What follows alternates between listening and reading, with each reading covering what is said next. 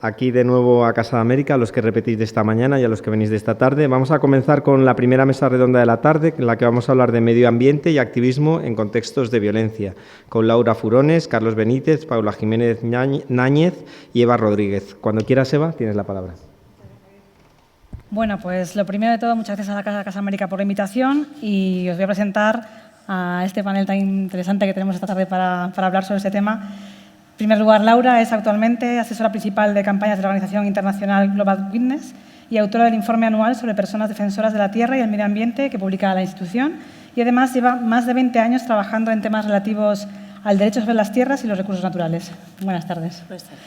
Carlos es profesor de Historia de América de la Universidad de Salamanca, doctor de la Universidad Federal de Bahía y de la Universidad Pablo de Olavide, y además es miembro del grupo de investigación del Brazos Hills.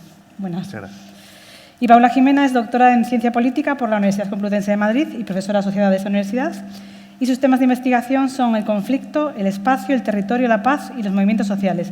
Y además milita en diferentes espacios migrantes y antirracistas en Madrid.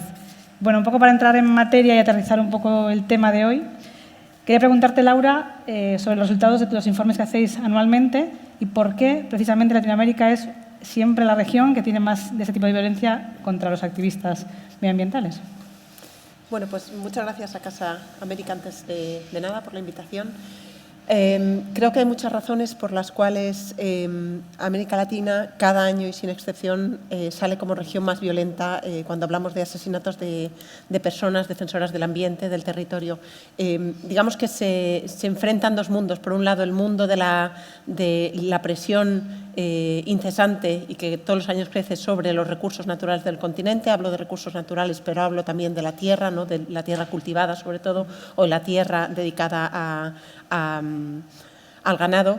Y por otro lado, de un activismo muy activo, perdón por la redundancia, pero un activismo muy fuerte de grupos de base que tienen una presencia y un anclaje en el territorio muy fuerte y muy sólido que quieren defender. Entonces es un poco el choque entre estos dos mundos, el mundo de esta presión, sobre todo empresarial, para surtir una demanda creciente de un mundo que solamente quiere crecer y crecer, y las personas que están en primera línea y se ven afectadas por esto. Tengo a lo mejor entre paréntesis que decir que el informe que nosotros publicamos cada año, que tiene siempre estas cifras tan desproporcionadas hacia América Latina, un pequeño paréntesis es que eso no significa que ser persona defensora en Asia o serlo en África sea menos peligroso. Simplemente también tenemos ahí un tema de falta de acceso a la información, falta de libertad de prensa, falta de otra serie de derechos fundamentales que impiden que esa información nos esté llegando.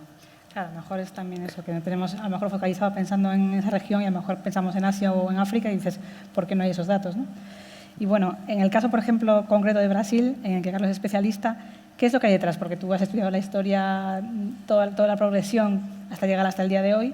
¿Qué es lo que hay detrás de todo ese activismo y de toda esa violencia, por ejemplo, en un país como Brasil? Bueno, me alegro mucho que me lo plantees en esos términos, porque como historiador no puedo evitar sino retrotraerme, ¿no?, al pasado para encontrar las causas de esta violencia. En el caso, por ejemplo, de Brasil, de todas maneras vamos a ver que Brasil se establece como una especie de paradigma bastante fecundo para entender cómo es América Latina, porque en ciertas cuestiones, por la geografía brasileña como país continental, es como paradigmático, ¿no?, por así decirlo.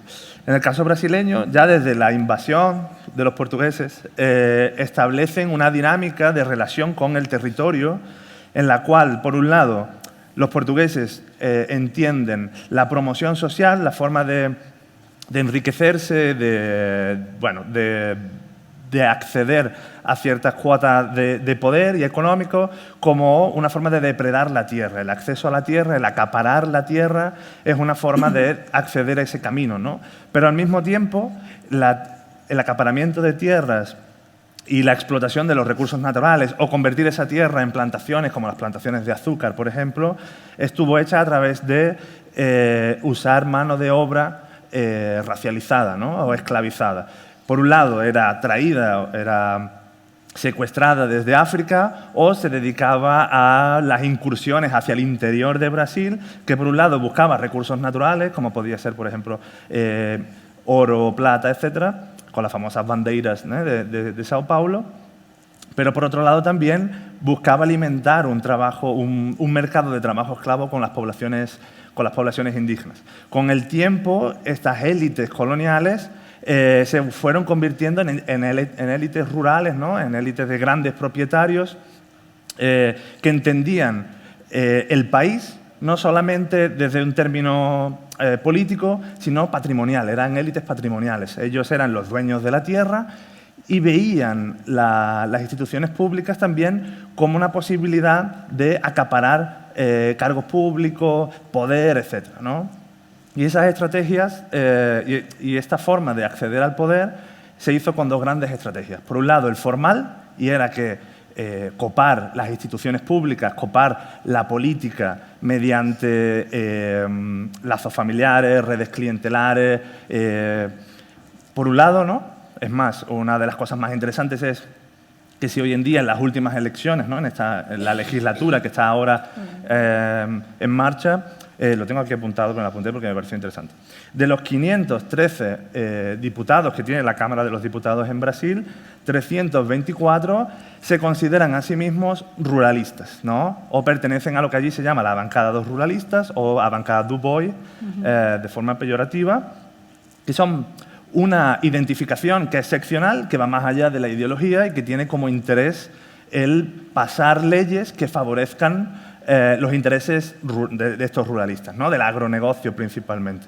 Y lo interesante, bueno, es que uno de los grandes problemas de Brasil es el trabajo esclavo en Brasil, pues ellos boicotean cualquier tipo de fiscalización, boicotean también la demarcación de tierras indígenas, boicotean también o vacían o le quitan financiación a las instituciones de protección medioambiental o incluso de agentes, ¿no? que puedan fiscalizar el tráfico de recursos naturales o incluso parar las invasiones ilegales de los mineros, etcétera, ¿no? de deforestación, ¿no?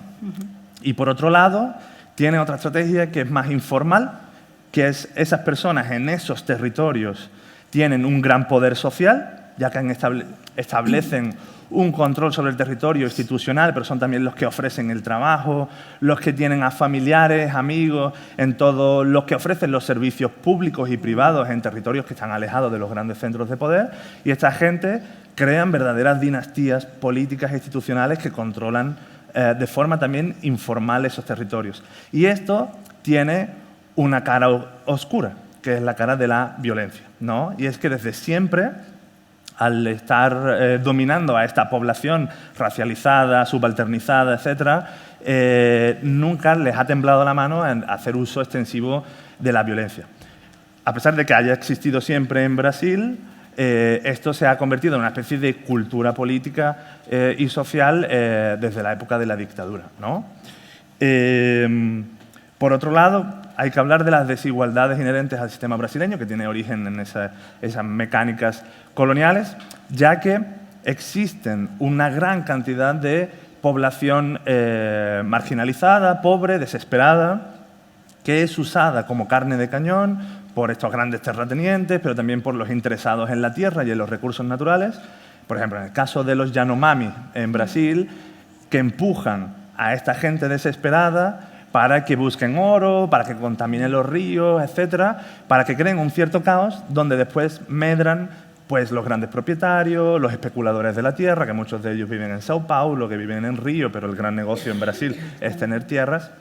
Y por último, perdona, ya aquí, Pierre, Muy interesante. el rol que ha tenido Brasil en la economía mundo desde siempre, ¿no? Que es un gran proveedor de recursos naturales y, por tanto, un lugar marginal en el cual la economía tiene estas formas un poco predatorias de relacionarse con la naturaleza, con los paisajes, con los recursos humanos que en ella viven, ¿no?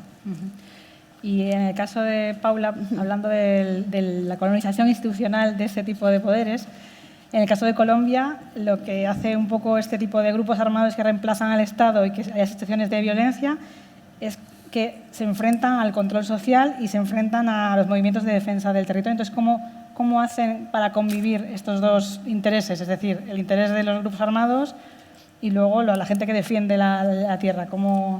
Sí, yo creo que ahí tiene que ver un poco cómo se ha estructurado históricamente el conflicto armado en Colombia, ¿no? Entonces, como lo explicaba el profesor Jerónimo Ríos en el panel anterior, tiene unas características muy particulares, es muy complejo porque no solamente está el Estado que se está enfrentando a determinados grupos, sino que tenemos grupos, movimientos insurgentes, ¿no? Con el cual se firmó una negociación de paz en el 2016, la principal guerrilla activa en el continente con las FARC, pero es que después, digamos, de ese acuerdo de paz ha habido una reconfiguración de la violencia en los territorios, ¿no? Y también ha habido una atomización de los grupos armados ilegales, ¿no? Por un lado tenemos todavía guerrillas que siguen en activo, como el Ejército de Liberación Nacional, con el cual se está en este momento en un proceso de negociación, pero por el otro lado tenemos grupos, digamos, que son herederos del paramilitarismo, que serían esos grupos criminales, ¿no? Y aquí hay uno en particular que se llama el Clan del Golfo o las autodefensas gaitanistas de Colombia.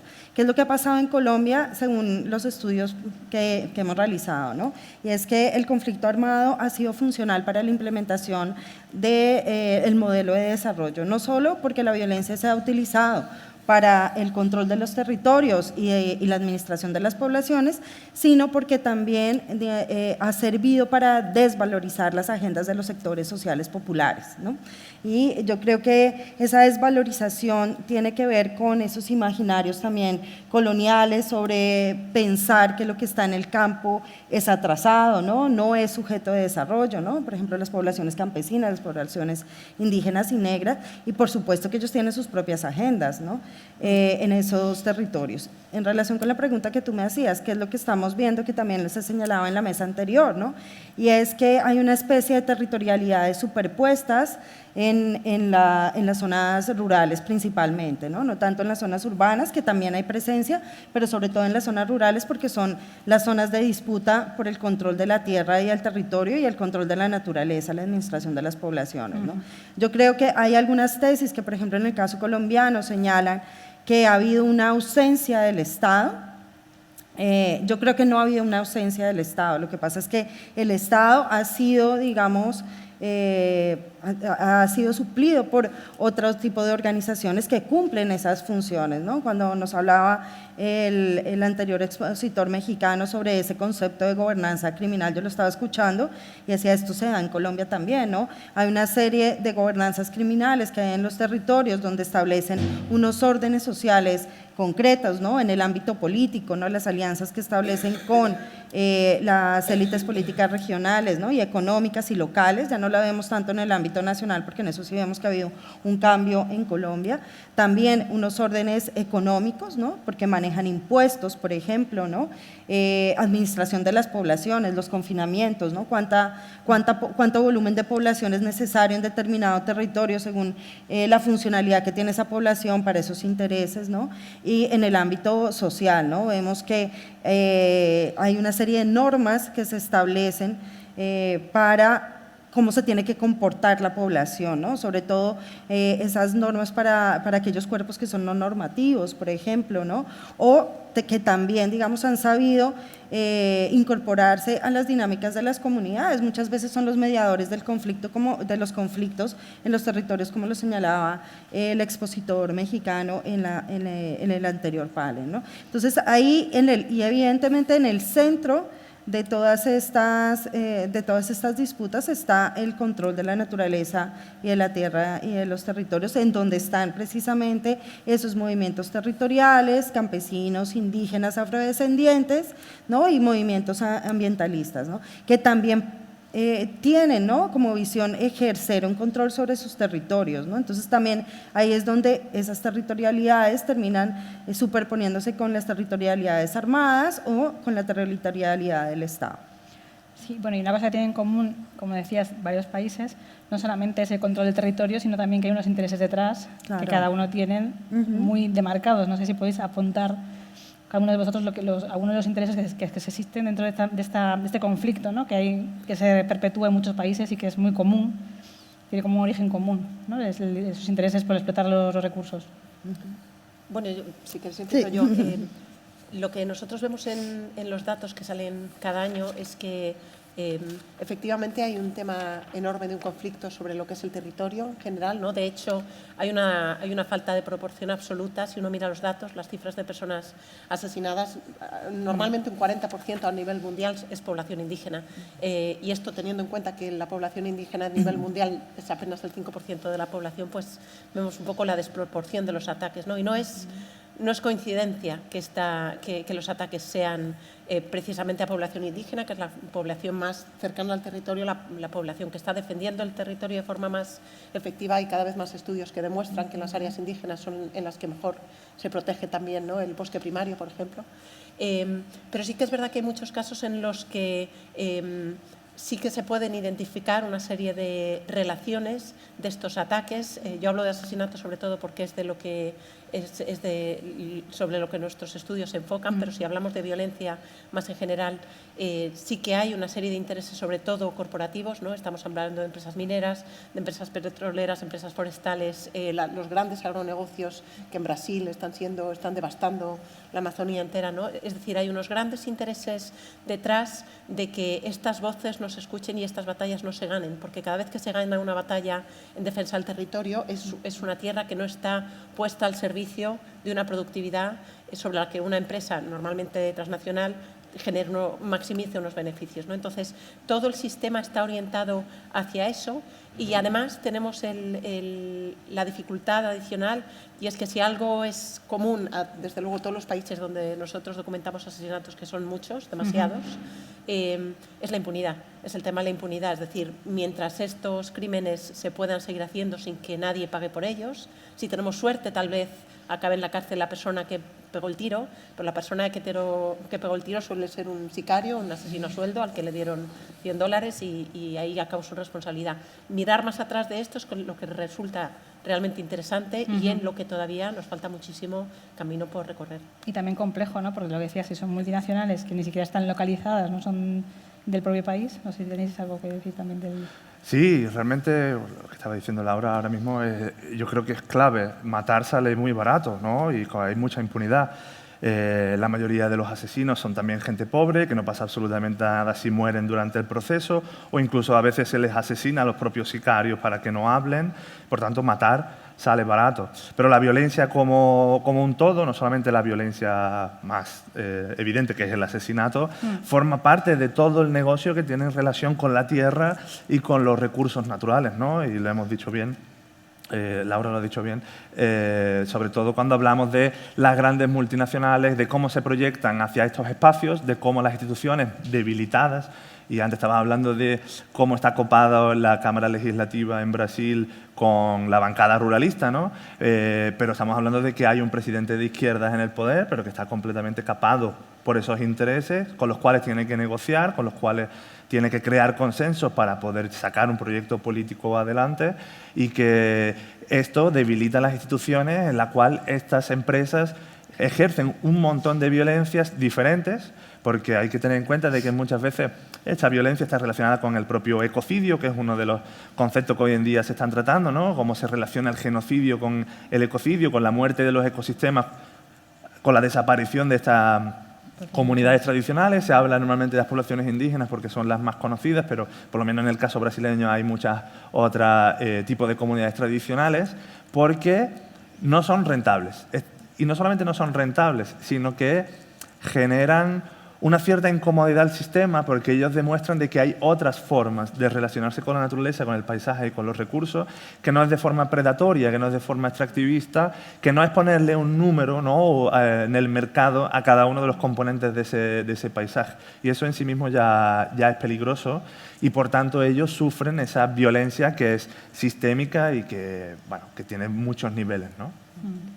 Sí, yo creo que también el análisis tiene que pasar como por diferentes niveles o diferentes escalas. Yo creo que no podemos entender los conflictos medioambientales en el sur global sin entender que esto hace parte de unas dinámicas generales de cómo funciona la economía a nivel mundial, ¿no? Y la economía capitalista y el papel que juegan los territorios del sur global en esas lógicas de acumulación a nivel internacional, ¿no? ¿Qué papel juegan las periferias, las semiperiferias, ¿no? Países como Brasil, ¿no? Que que es diferente al papel que puede jugar Colombia, puede jugar Bolivia, ¿no? Son distintas, pero de todas formas en esa división internacional del trabajo, los territorios del sur global, ¿no? Y las economías del sur global tienen un papel en específico, ¿no? Entonces yo creo que tenemos que mirar ese nivel. Por otra parte, creo que tenemos que mirar también la escala de lo nacional, ¿no?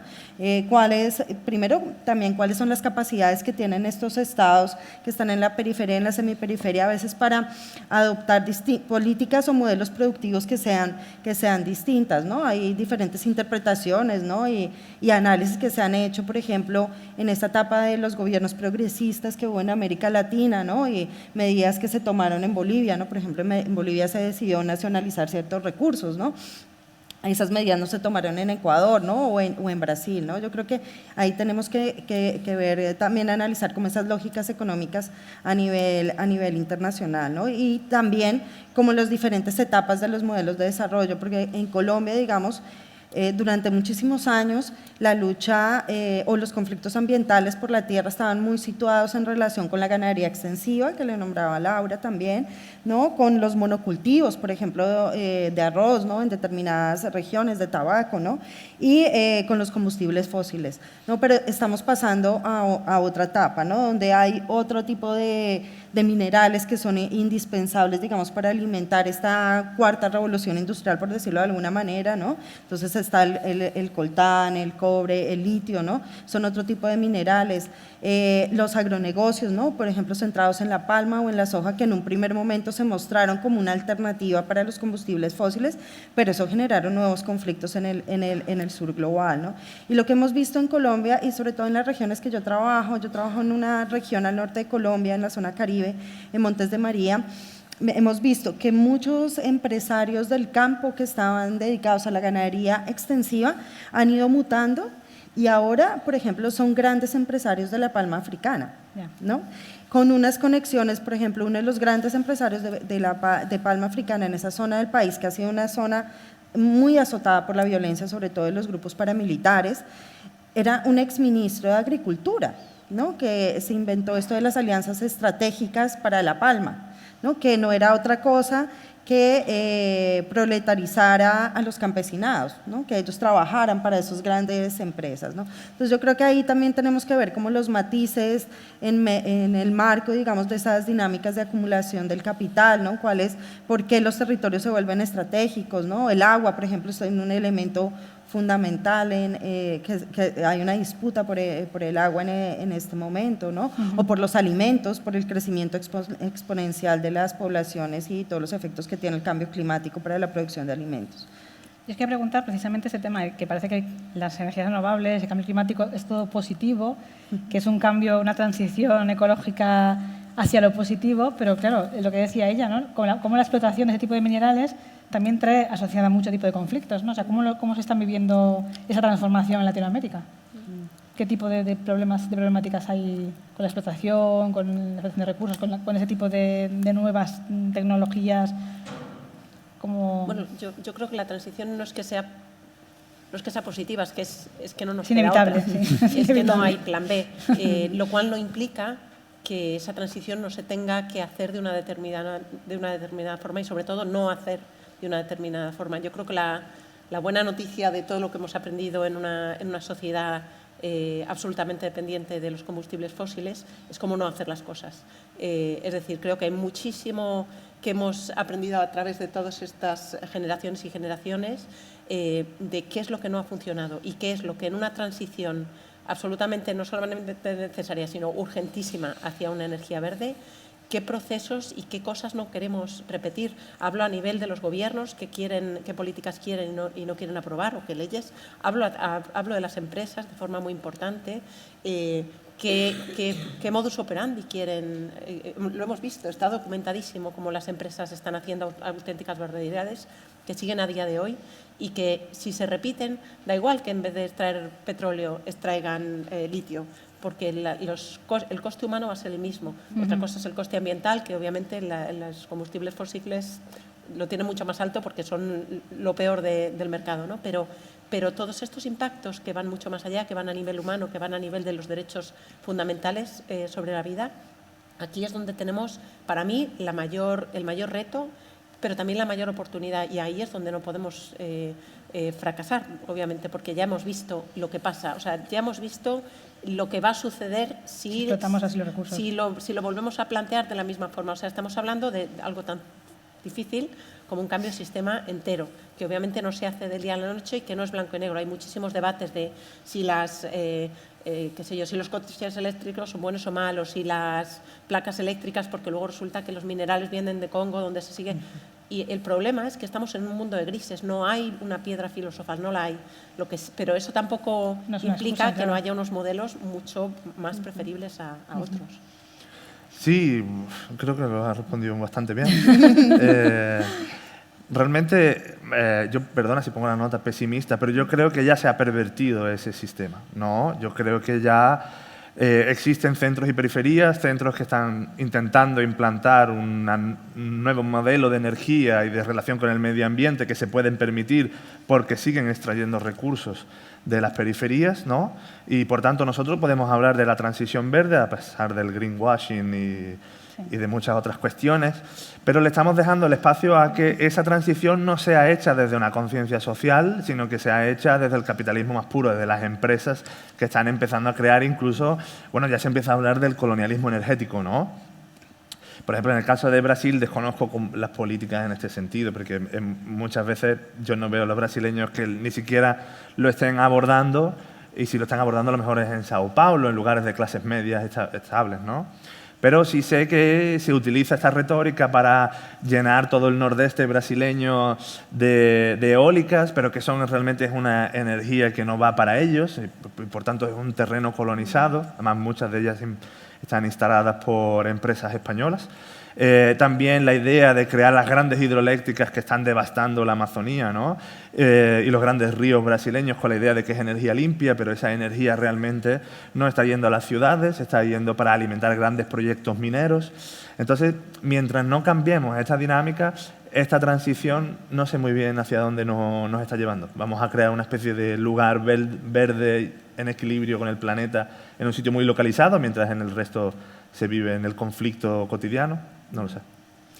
Sí, bueno, yo estoy de acuerdo un poco con lo que han planteado mis compañeros, y es efectivamente que hay que cuestionarnos si realmente estamos hablando de una transición ecológica de modelo, ¿no? Porque yo veo las políticas de la Unión Europea y es más enfocadas en una transición más energética, ¿no?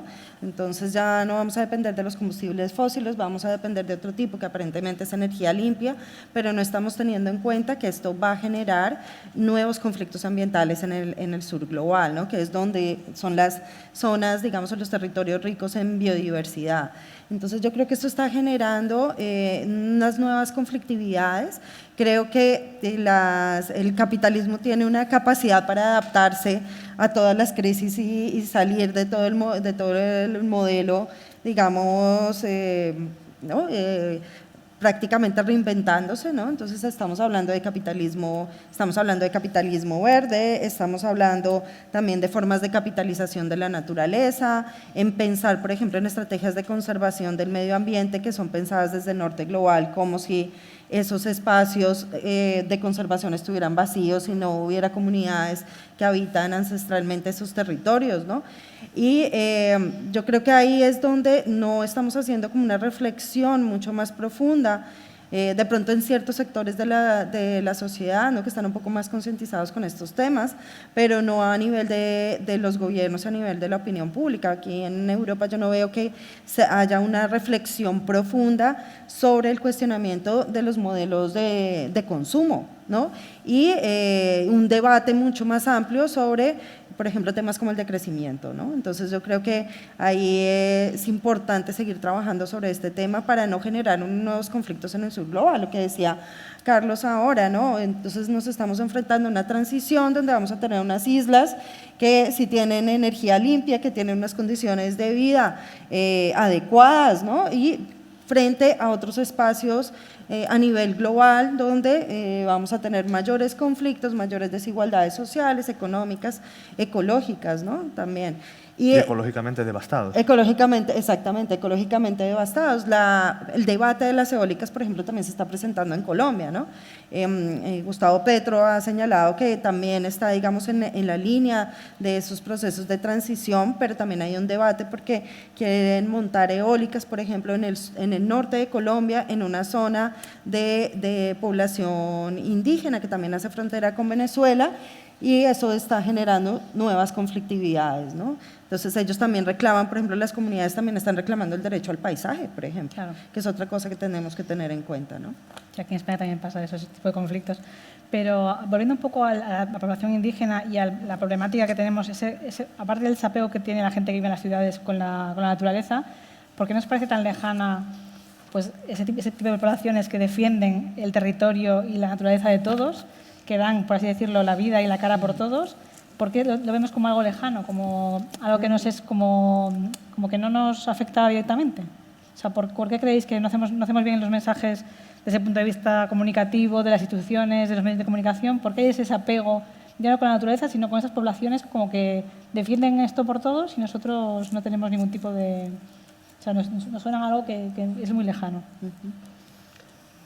Bueno, yo creo que están lejos geográficamente. Bueno, aparte de que sí, pero, por lo menos de Europa, pero además bueno. de estar lejos geográficamente... Pero bueno, en los propios países no están sí, lejos. Sí, efectivamente. No, es una media broma para decir que el que esté lejos geográficamente realmente no es el problema. El problema es que sí, claro que nos falta unir los puntos del dibujo, ¿no? Es decir, uno no piensa cuando va al supermercado y comprar unas bananas de Costa Rica, no piensa en esas bananas que cogieron un avión 12 horas para llegar aquí, que las condiciones en las que se recolectaron. O sea, yo creo que tampoco tenemos ese marco social en el cual vivamos despiertos a estas cosas, ¿no? Vivamos un poco con la conciencia de qué precio, o sea, a coste de qué tenemos estas vidas tan absolutamente privilegiadas que tenemos, ¿no? Y a coste de que podríamos tener unas vidas estupendas también sin tener que renunciar a casi nada. O sea, pienso que el debate está mucho en o tenemos todo lo que queremos o cuidado con lo que deseas, no vaya a ser que te quedes sin el sexto coche.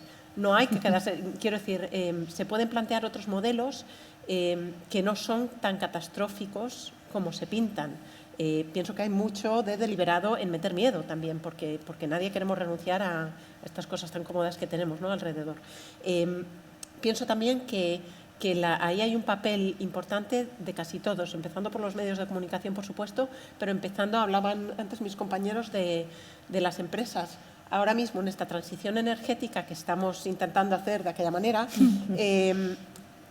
no hay empresa que no esté poniendo sus sellos, sus cosas, tenemos hasta la denominación greenwashing, ¿no?, que ha sido lo de toda la vida, es decir, hablar mucho, decir las cosas buenísimas que se están haciendo. No hay empresa energética que ahora mismo no te diga que X porcentaje es verde. No sabemos que es verde, pero ellos ahí lo ponen, ¿no? Esto ya es muy, muy discutible. Pero estas mismas empresas luego van a la COP del año pasado en Dubái y hay más lobistas del sector petrolero que delegados. Entonces, hay una contradicción muy profunda entre el marketing externo en las empresas para hacernos, bueno, porque a nadie nos gusta sentirnos mal, ¿no? A nadie nos gusta comprar algo que pensemos que está contribuyendo a hacer mal a nadie. ¿A quién le gusta esto, no?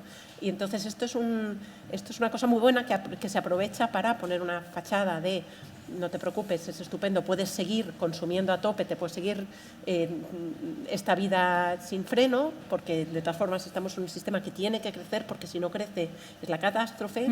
Y por atrás, ahora mismo acaban de aprobar una directiva europea sobre responsabilidad y diligencia de vida a las empresas. Esta ley que ha salido adelante de forma increíblemente debilitada, porque las mismas empresas que te están vendiendo que su energía es ahora 20% limpia, están ahí atrás diciendo no, esta ley no la paséis o pasadla con esto. Yeah. Entonces, yo creo que estas son las discusiones honestas que no están sucediendo y es este interés al final económico que dicta, que arrastra a todo lo demás, ¿no? Paula hablaba de una palabra que no gusta nada, que es de crecimiento, de hecho. Pero también es verdad que si no tienes la conciencia de que consumir puede costar vidas, o sea, no solamente vidas en la población indígena, pues de contaminación, de salud y demás, claro, si esto no llega a la población, ¿cómo podemos hacer que haya conciencia, incluso en los países productores o en los países ricos en Latinoamérica? ¿Cómo se puede hacer ese...? Pero sí, la información está ahí, ¿no? No lo sé. Sí. Por ejemplo, hay dos Pero no ejemplos. llega el mensaje, ¿no? Hay dos ejemplos que quería poner, como el impacto en la violencia ambiental que tiene cosas que consumimos en nuestro día a día en Brasil, ¿no? Y que yo no he tenido que hacer ninguna investigación, lo he visto en los periódicos, ¿no? Por un lado, además este es muy evidente, yo puedo ponerte fotos del Mato Grosso, que oficialmente es la Amazonía legal en Brasil, y lo que vas a ver hasta el infinito van a ser campos de soja, ¿no? No hay absolutamente ni un solo árbol. Esa soja viene para alimentar las macrogranjas, que a su vez también destruyen nuestro medio ambiente aquí, para que la gente vaya al Mercadona y tenga carne económica, ¿no? Y eso no es una cosa que haya que hacer un máster para entenderlo. O, por ejemplo, hace poco salió una investigación también en el periódico que relacionaba empresas de fast fashion, que compramos todos camisetas en nuestro día a día aquí en España, con plantaciones ilegales que usa trabajo esclavo en el nordeste en Brasil, ¿no? Entonces, yo creo que, por un lado, estamos capados dentro de un sistema que no tiene ningún tipo de interés de que haya un cambio real, y también nosotros como consumidores tenemos ese límite, porque a nivel individual la diferencia que podemos hacer es relativamente mínima, ¿no? Pero al mismo tiempo yo creo que existe entre la gente común mirar hacia otro lado para no saber exactamente de dónde vienen los materiales con los que están hechos los bienes que consumimos en nuestro día a día, en nuestra cotidianidad más inmediata, y que incluso, no sé, pueden, como la ropa que usa tu bebé, ¿no? Que es baratísima en el Primark, pero a lo mejor está esclavizando a otro niño en Bangladesh, ¿no? Yo creo que hay, un poco con lo que estaban hablando anteriormente, creo que evidentemente hay una ausencia de sentido de corresponsabilidad, de solidaridad entre el norte global y el sur global, ¿no? Y es que muchos de estos conflictos ambientales se presentan en zonas rurales que están alejadas de los centros de poder, ¿no? Inclusive en los mismos países de América Latina, ¿no? Los asesinatos de liderazgos populares relacionados con la defensa del medio ambiente ni siquiera a veces están en los medios de comunicación del mismo país, ¿no? Entonces ahí hay un elemento importante. Lo otro creo que tiene que ver con que muchas de esas víctimas pertenecen a clases populares, campesinos, indígenas, pobres, personas racializadas, que, digamos, en esa lógica, en ese discurso hegemónico, ¿no? Son consideradas como nudas vidas prescindibles, ¿no?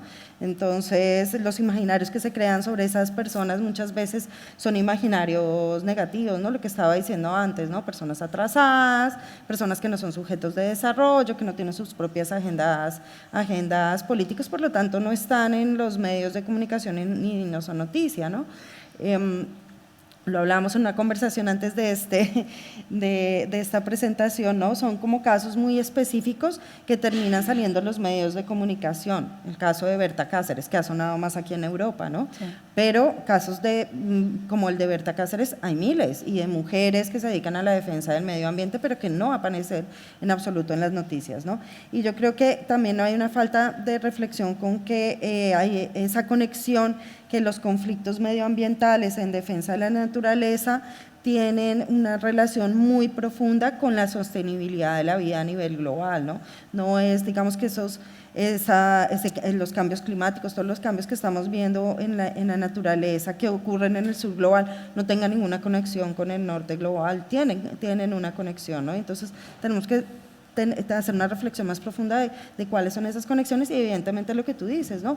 Hasta qué punto estamos dispuestos en asumir que somos personas con privilegios, primero, y segundo, a renunciar a ciertos privilegios, a ciertas aparentemente necesidades que nos ha creado el sistema, pero que realmente no son necesidades. No tenemos por qué comprar ropa cada 2 semanas cuando se acaba una colección y volver a comprar a otra, ¿no? Entonces yo creo que evidentemente sí hay un despertar, sobre todo en la gente más joven, ¿no? Y es un despertar que yo creo que se da más en la zona, en las ciudades, que en la zona, el análisis que yo hago, ¿no? Que en las zonas rurales, por ejemplo, en el norte global, de cierta clase media que tiene un cierto capital social y cultural más amplio, de gente joven que pueda hacer este tipo de reflexión, pero no creo que eso, digamos, se haya irradiado al resto de la población. Y la otra cuestión también es que a veces también el consumir de una manera responsable, ¿no? El comprarte ropa que también sea responsable o que también es una cuestión de clase. ¿Cuántas personas aquí pueden comprar en un supermercado, digamos, carne ecológica? Es súper costoso y también se ha vuelto un negocio. Entonces yo creo que ahí también está mediada por una cuestión de clase social. Y hablando del tema, por ejemplo, de Berta Cáceres, que es o sea, una cuestión como muy clave, es buena idea poner cara y nombre a las personas que están en la primera línea del activismo y que sufren esa violencia. Y además justo el tema de Berta Cáceres tuvo una trascendencia también por las consecuencias que tuvo para todo lo que vino después de la industria que estaban defendiendo y demás. O sea, es buena idea, ¿no? O sea, que se ponga cara y que se ponga nombre, ¿no?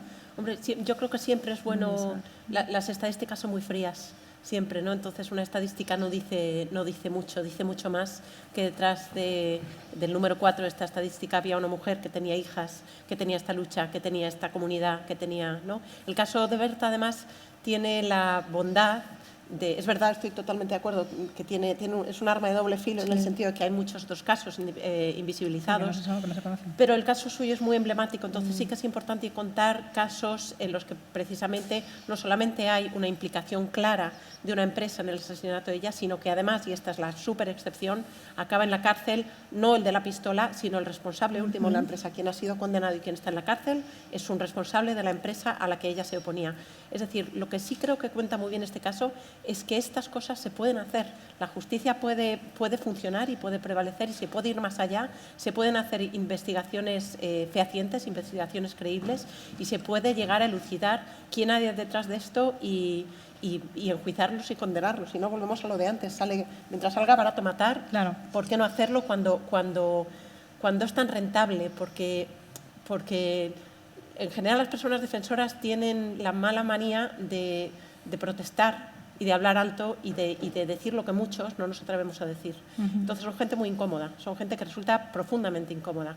Mientras salga muy barato matarles, eso es fabuloso, ¿no? De hecho, estamos viendo dinámicas, por ejemplo, ahora, por las cuales los números de homicidios están descendiendo. Seguimos hablando de números altísimos, pero van descendiendo, pero está habiendo un incremento en hostigamientos, en criminalización, en desapariciones forzadas, en participación del Estado en otro tipo de ataques, ¿no? Por supuesto, en violencia sexual, en otro tipo de violencias que sin acabar con la vida de la persona defensora la silencian. Y el objetivo último es silenciarla. Y cualquier gobierno del mundo, por muy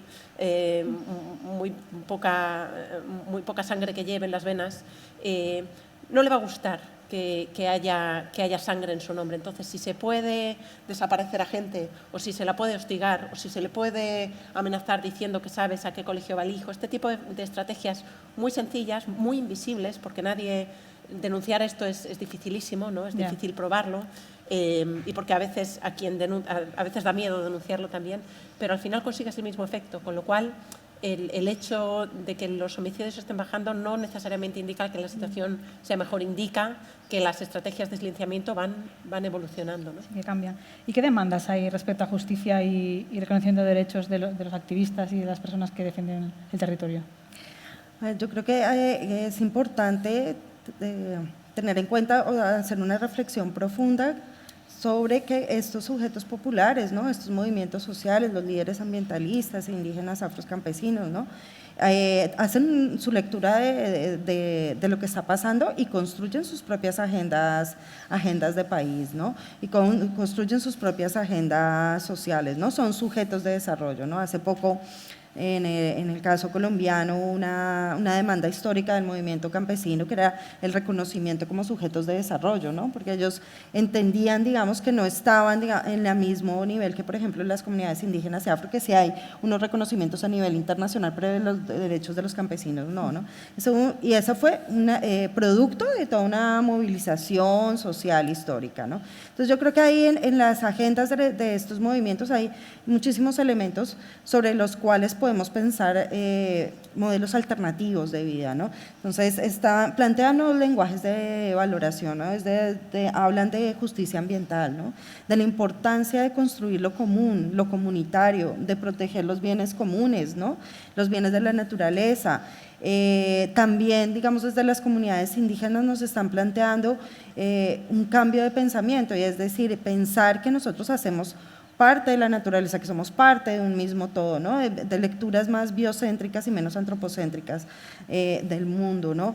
También tenemos otro tipo de apuestas, por ejemplo, de relocalización de los sistemas productivos, ¿no? Entonces, estamos hablando de la proximidad, de todo esto que se habla aquí de proximidad, pues esto lo llevan diciendo los movimientos sociales en América Latina muchísimos años, ¿no? Y yo creo que esto se soluciona hablando con la gente en las comunidades y en los territorios, porque yo creo que ellos mismos tienen, digamos, esas propuestas que nos pueden pensar, ni siquiera tal vez en modelos nacionales, sino en modelos territoriales que se ajusten, digamos, a esas características particulares que hay en cada una de esas comunidades, ¿no? Y luego hay otros instrumentos a nivel regional, ¿no? Está el Acuerdo de Escazú que se firmó en el 2018, ¿no? Que es el primer acuerdo, por ejemplo, que tiene previsto una serie de procedimientos para la protección de personas defensoras del medio ambiente, ¿no? Hasta ahora creo que son más o menos 16 países en América Latina que lo han ratificado. Colombia lo tenía guardado en un cajón y hasta hace poco, digamos, empezó ese proceso de ratificación. Creo que igual Brasil está en ese momento en ese proceso, ¿no? Pero hay otros países que todavía no lo han ratificado, como República Dominicana, si no estoy mal, Perú, ¿no? Pero bueno, hay unos instrumentos. Y luego hay una serie de instrumentos que me parecen bastante interesantes. Algunos provienen de esas demandas de los movimientos sociales populares, hay otros que no, pero es el reconocimiento de los derechos de la naturaleza, ya sea en las constituciones o en normas, ¿no? O en leyes, ¿no? Tenemos el caso de la Constitución de Ecuador, que incluye los derechos de la naturaleza en la Constitución. El caso de Colombia reconoce los derechos del río Atrato y del río Cauca, por ejemplo. En Ecuador también se reconocen los derechos del río, de uno de los ríos que en este momento no me acuerdo. Hace 2 días leía una noticia que la Corte Interamericana de Derechos Humanos reconocía la vulneración del derecho al medio ambiente de una comunidad rural, digamos, que se había visto contaminada precisamente por una explotación minera, ¿no? Entonces yo creo que esos son una serie de recursos, y aquí también se está haciendo en Europa, ¿no? Aquí tenemos el caso del Mar Menor, que fue producto de una movilización popular que presentaron una iniciativa de legislación popular, y si no estoy mal, creo que esa iniciativa se basó en la sentencia del río Atrato en Colombia. Entonces yo creo que hay una serie de elementos, evidentemente porque tú promulgues una ley o porque lo incluyas en la Constitución no va a cambiar la realidad de facto, pero yo creo que ya sienta un precedente para pensar en ciertos instrumentos jurídicos de protección de la naturaleza, de protección de las comunidades que habitan en esos lugares, ¿no?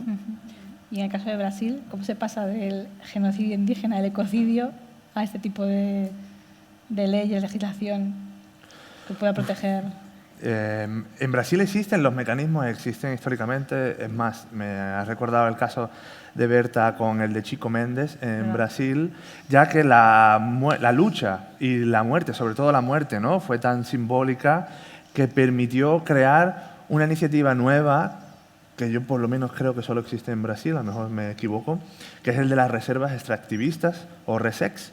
Y es porque los seringueiros, los que trabajaban con el caucho de forma tradicional, se habían dado cuenta de que ellos querían emanciparse de la extracción agresiva, depredadora de este recurso, y vivir en equilibrio con la naturaleza, hacer una extracción de forma de subsistencia y mantener la biodiversidad, porque ellos se habían dado cuenta de que era su mejor forma de vivir con cierta calidad de vida, ¿no? Y ellos se inspiraron en la forma que los indígenas tenían de vivir, relacionarse con la naturaleza, de lo común, ¿no? Y lo comunitario. Incluso ellos, para inspirarse y organizar su sindicato, invitaron a las organizaciones indígenas en Brasil para dialogar. Creo que se llamaba la Alianza de los Pueblos de la Floresta. Y con la muerte de Chico Mendes impulsaron, o con el asesinato, impulsaron una agenda que acabó con la invención de las RESEX, ¿no? Que es estas reservas extractivistas donde poblaciones tradicionales que tienen un interés de vivir en común y de forma comunitaria, de forma de subsistencia sustentable con el medio ambiente, fuera reconocido por el Estado. Y hoy en día creo que hay cerca de 100 reservas extractivistas donde comunidades tradicionales que no son indígenas, que no son quilombolas, que son las otras poblaciones tradicionales, viven en este régimen con sus tierras demarcadas, protegidas y donde florece la biodiversidad, ¿no? Por ejemplo, hay comunidades que son de marisqueros, otros que cogen castañas do Pará, que aquí llamamos nuez de Brasil, puede ser. Sí. Y que viven, o sea, que existen, ¿no? Y también con la muerte de Chico Mendes se crea ya en 2008, creo, el Instituto Chico Mendes de Conservación Medioambiental, que es la institución en Brasil que lleva todas las unidades de conservación junto con las RESEX. El trabajo está. El problema, y aquí un poco entronca con la idea de genocidio, es cómo puedes tú mantener una dinámica positiva en este sentido cuando, por ejemplo, en el caso de los pueblos indígenas, todas las legislaturas de forma sistemática, estas bancadas seccionales, con intereses seccionales, proponen propuestas de ley que socavan los derechos de estas personas, que promueven la violencia, que están continuamente contaminando y devastando tu ecosistema, que saquean, incendian, que hacen emboscadas en los caminos, que envenenan los ríos. ¿Cómo se puede, por tanto, combatir cuando existe este asedio continuado y sistemático, ¿no? Claro, si están dentro de las instituciones es más complicado. Bueno, quería ver si tenéis alguna pregunta desde el público. Es la oportunidad ahora de hacerla. No veo nada, pero... Hay público, ¿verdad? Ahí hay unas personas. Ah, mira, sí. no hay. Un momentito. Un segundito. ¿Se puede encender la luz? Ah. Hola. Me parece que tenéis toda la razón en lo que decís, pero yo lo que veo es que no se avanza, o sea, aún así sigue todo peor, la deforestación va peor, el mundo en general nos lo vamos cargando cada vez más, a pesar de las buenas ideas y de todo eso, y no sé cuál es la solución, pero yo, como soy un poco bruto para esas cosas algunas veces, yo creo que todo empieza por la superpoblación del planeta. O sea, no da de más y seguimos creciendo, con lo cual cada vez vamos a ir a peor. La solución, o tomamos una medida, que no sé cuál es en principio, así, en plan fácil sería decir, bueno, en 3, 4, no, es el canibalismo, ¿no? No, digo, en 3, 4 generaciones, teniendo un hijo por familia, llegaríamos. Ya sé que suena utópico total, pero es que vamos a llegar a eso, a cargarnos la mitad de la población mundial a base de guerras, de aquí a poco. Quizás las primeras guerras sean por el agua, precisamente, simplemente, ¿no? Entonces, me imagino que eso nunca se ha planteado, ¿no? Lo de empezar a pensar en serio en mantener la población, en empezar a reducirla pacíficamente, llegando a un acuerdo, que es casi imposible, pero que es mi idea. No encuentro una solución. Tenéis toda la razón en lo que decís, pero sigue sin haber nada. Sigue habiendo muertos, sigue habiendo más deforestación. La solución es acabar con el capitalismo. Sí. Han planteado bastantes cuestiones para solucionarlo, ¿no? El problema es que a lo mejor no tenemos tanto interés como sociedad, ¿no? en dejar de consumir como consumimos. Sí, no es tanto por demografía, sino por un modelo, ¿no? Un sistema que no se sostiene. Ajá. Por ejemplo, yo estoy bebiendo mi agua en una cañita de cartón para no contaminar, mientras Neymar se ha comprado un Boeing para ir a él y su familia, ¿no? Y va a contaminar él en un viaje lo que yo en 7 vidas. Entonces, yo creo que no es tanto una cuestión de cuánta gente hay en el planeta, sino cómo queremos estar en ese planeta, ¿no? Que es lo que está fallando, lo que ha fallado siempre y sigue fallando. Sí, yo creo que también es una cuestión de el Estado, digamos, sigue siendo una figura central, ¿no? Y el Estado tiene que intervenir y regular determinadas cuestiones también, ¿no? Que tiene que ver con el modelo económico. Yo estoy de acuerdo contigo que una de las soluciones, evidentemente, es acabar con el capitalismo, pero no, fuera de broma, creo que sí es fundamental replantearnos el modelo económico, porque ya hemos visto que estamos planteando un modelo económico infinito, de desarrollo infinito, con una naturaleza que tiene características finitas, ¿no? Pero yo quiero ser optimista en determinadas cuestiones, ¿no? Yo creo que, por ejemplo, a pesar digamos, de este contexto de violencia tan fuerte que sufren las comunidades que se encuentran, las comunidades rurales que hay en los países del sur global, uno encuentra también espacios de vida y espacios de resistencia y espacios de reexistencia, como dicen ellos mismos, ¿no?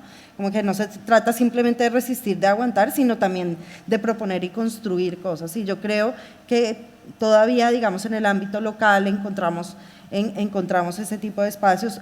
También todo este proceso de la transición energética, ¿no? Y estar hablando hoy en día de estos temas que hace algunos años no se hablaban, que no ocupaban para nada una tertulia, ahora por lo menos nos lo estamos planteando. No sé si vamos al ritmo adecuado para poder ver esos cambios, que yo espero que sí, que seamos conscientes de que tenemos una corresponsabilidad, no solamente con los que estamos, con las personas que tenemos aquí al lado, sino que tenemos una responsabilidad, sobre todo con las generaciones futuras, ¿no? Con los que ya están aquí pequeñitos, ¿no?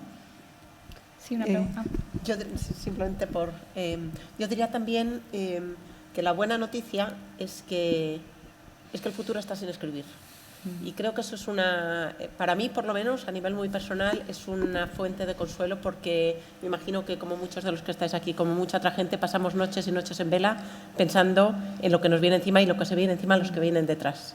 Porque son los que van, nosotros todavía medio que no sé la medida de esta edad, pero lo que estamos aquí casi que nos medio libramos. Nuestros hijos se van a encontrar esto en su forma más terrible. Entonces, pienso que la forma de pensar en esto, o sea, esto es todavía una razón de más para seguir trabajando hacia cuestionar que vamos como un tren sin frenos, que es como vamos, pero ese tren se puede frenar, o sea, no es... ¿Cómo decir? No es impepinable que esto sea así, no tiene por qué ser así, estamos a tiempo de que no sea así. Y luego, además, lo ligaría al tema que mencionabas de la superpoblación, porque me parece que vuelvo a lo mismo.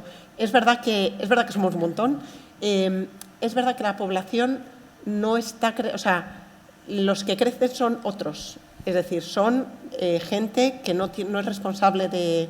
El crecimiento poblacional es un argumento que para mí es un poco engañoso, porque sin cuestionar que no seamos muchos, porque somos muchos, donde crece la población no es en Europa, no es en Estados Unidos. Aquí estamos en tasas bastante, como mucho, negativas de crecimiento. Donde crecen es en India y en Congo y en China y en muchos otros sitios donde como decías Carlos, no se compran jets para contaminar por 20. Es decir, el problema es un problema de disminuir el nivel global, y el problema global no está causado por Congo ni está causado por la India.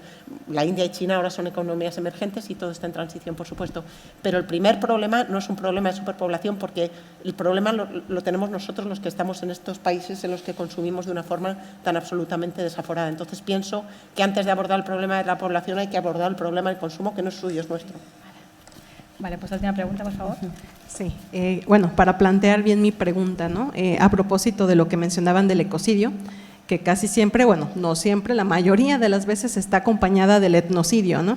Y quizás por la invisibilización hacia esos actores sociales que históricamente han asumido la defensa territorial en el sur global, quizás es lo que está impidiendo voltear a ver desde una postura no etnocentrada los modelos de desarrollo, ¿no? O sea, mi pregunta es, quizás independientemente del modelo económico, o sea, es un sistema económico insostenible, pero también pensar de manera no etnocentrada la noción del desarrollo, ¿no? Porque el desarrollo, independientemente del sistema económico, lo hemos visto, un sistema económico de gestión capitalista, como puede ser un sistema de gestión de otro tipo como el socialista, bueno, pues ya hemos visto antecedentes donde la instrumentalización de la naturaleza y la explotación y la expoliación está presente en ambos sistemas, ¿no?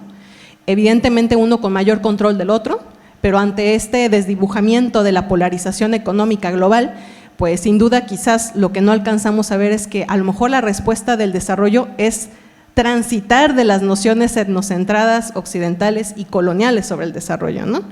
No sé, pienso a lo mejor en la filosofía andina del buen vivir, en el sumac Wasai de los quechuas, no sé, quizás a lo mejor esa respuesta ya la tenemos, pero esta visión etnocentrada del desarrollo nos está impidiendo ver que ya hay comunidades originarias e indígenas en América Latina o en el sur global que ya viven sin necesidad de expoliar el territorio, y como es una noción de sobrevivencia, de perpetrar la vida, pues tiene que ver cómo nos pensamos dentro de la naturaleza y no fuera de ella, ¿no? A lo mejor, no sé, mi pregunta, ya como planteándola, es que quizás necesitamos, no etnocentrar nuestra mirada hacia lo que consideramos un modelo de desarrollo, y las respuestas ya las tenemos en el subglobal, ¿no? Totalmente. Sí. Yo diría un ejemplo. Me parece, no sé, yo a veces tengo la sensación de que cuando uno lleva tantos años trabajando en esto, muchas veces suena a un idealismo pseudo hippie inalcanzable.